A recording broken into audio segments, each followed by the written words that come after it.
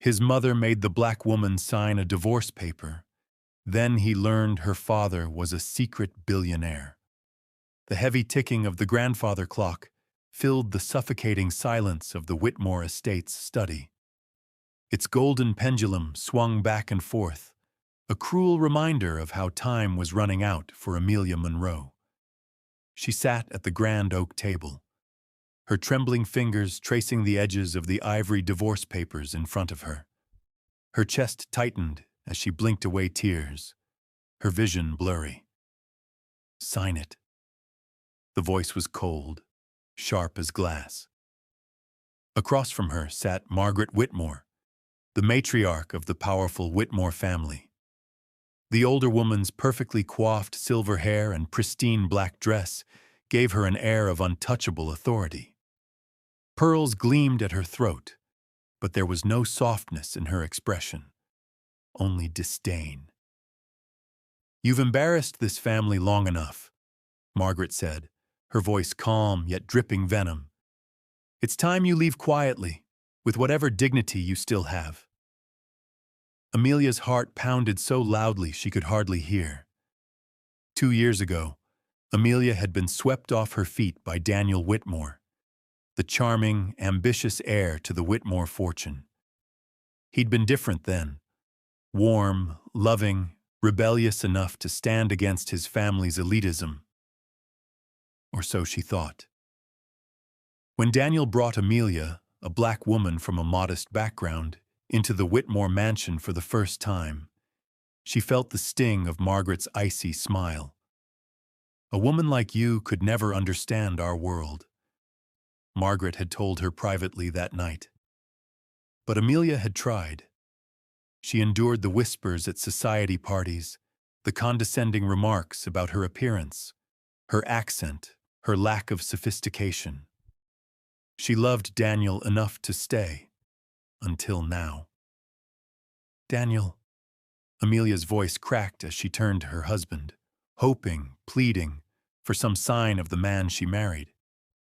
He stood near the tall window, his hands in his pockets, his tailored suit immaculate, but his face was cold, his jaw set hard.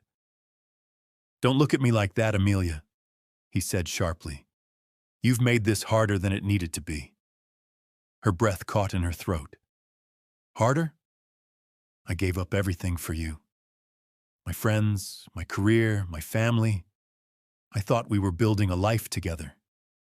Daniel scoffed. "A life together? Or a life you clung to because you thought marrying me would solve all your problems?" The words hit like a slap. Margaret leaned forward, her voice low and cutting. "You were never right for him, Amelia. You don't belong in this family, in this world. Sign the papers, and we'll make sure you're compensated enough to start over, somewhere far from here." Amelia stared down at the pen in her hand. Her mind raced. "If I sign this, I lose everything. The man I love, the future I dreamed of, but if I don't..." She looked up at Daniel one last time. "Do you really want this?" His eyes hardened. "You're not the woman I thought you were. Maybe my mother was right all along."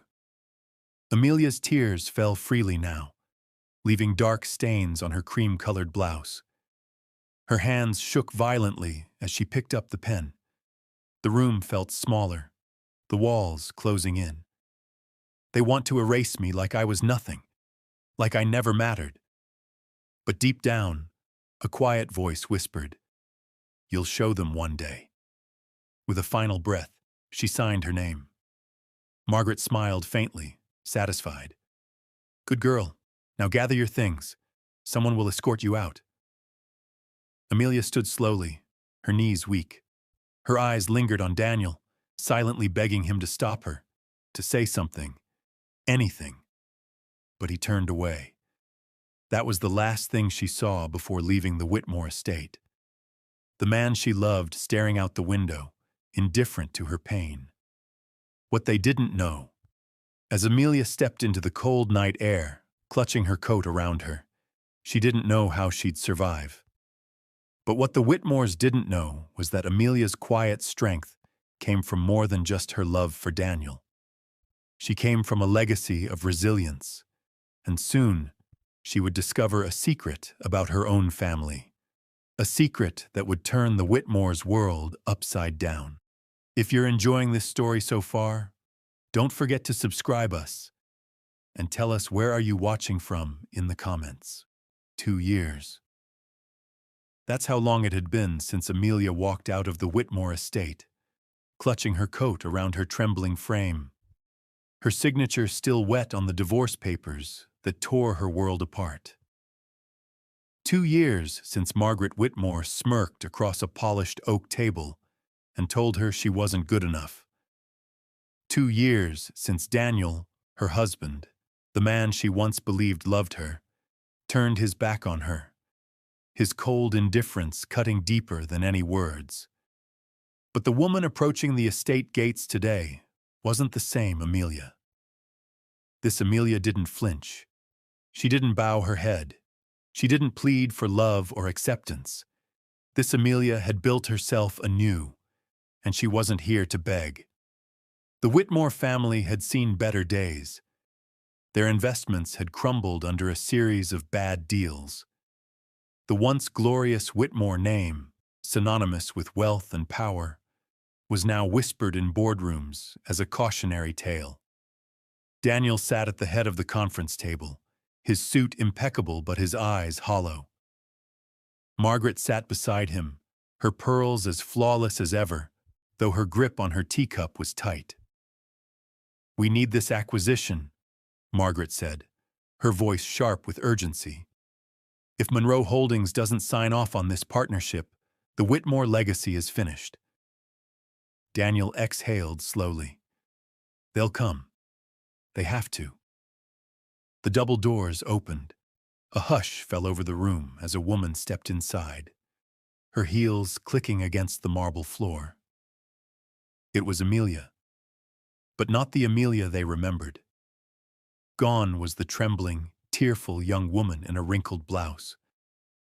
This Amelia wore a tailored cream suit that hugged her frame like armor. Her natural hair was styled in an elegant updo, and diamond studs glinted in her ears. She carried herself with the effortless grace of someone who owned every room she walked into. Behind her strode a tall man with silver hair and a presence that seemed to bend the air around him. His bespoke suit whispered wealth in every stitch. Margaret's eyes widened. "Richard Monroe?" The man gave her a polite but distant nod. "Good afternoon, Mrs. Whitmore." Daniel's face went pale. "You're her father?" "Yes," Richard said calmly. "I'm Amelia's father. I thought it was time we had a conversation." Margaret's voice sharpened. "Why didn't you reveal yourself sooner? Why let your daughter marry into this family without telling us who you were?" Amelia stepped forward, her voice even. "Because I wanted to be loved for who I was, not for what I had. But instead of accepting me, you judged me, mocked me, drove me out." Her eyes locked on Daniel, who couldn't meet her gaze. "And you," she said softly, her voice trembling, not with weakness, but with restrained fury. "You stood there and let them humiliate me. You believed I was nothing without you. But the truth is, you were nothing without me." Daniel flinched. Richard pulled out a folder and placed it on the table. "I'm buying out your company's debt. Effective immediately, Monroe Holdings owns controlling interest in Whitmore Industries." Margaret's mouth fell open. You can't." "Oh, I can," Richard interrupted smoothly. "And I will. But don't worry. We'll keep you on as advisors." Amelia tilted her head slightly, her calm gaze sweeping over her ex-mother-in-law and ex-husband. "Consider it my way of ensuring no one else suffers the way I did here." As the reality sank in, Daniel stood abruptly. "Amelia, wait. I was wrong. I let my mother influence me. I never stopped loving you." Amelia's lips curved into a faint, almost sorrowful smile. Love isn't silent when the world is tearing you apart, Daniel. Love doesn't stand by and watch you drown. His voice cracked. Please, give me another chance. Amelia shook her head. I gave you all the chances in the world, and you taught me that sometimes love isn't enough. Margaret's voice was a harsh whisper now. You think you're better than us because of your father's money? Amelia met her gaze with unflinching calm. Number, I'm better because I learned to value people. Not their wealth, not their status, but their hearts. Something you never understood. Amelia turned to leave, her heels clicking against the floor like the closing of a chapter. As she reached the door, she paused and looked back one last time. Thank you, she said softly. Daniel frowned. For what? For teaching me how strong I really am. That evening, Amelia sat on the balcony of her father's estate overlooking the city skyline. Her phone buzzed. It was an email from the board of Monroe Holdings. Congratulations, Amelia Monroe. As of today, you are officially CEO.